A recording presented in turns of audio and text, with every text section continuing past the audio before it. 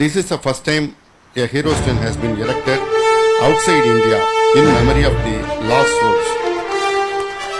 வணக்கம், நான் சிவசங்கர்.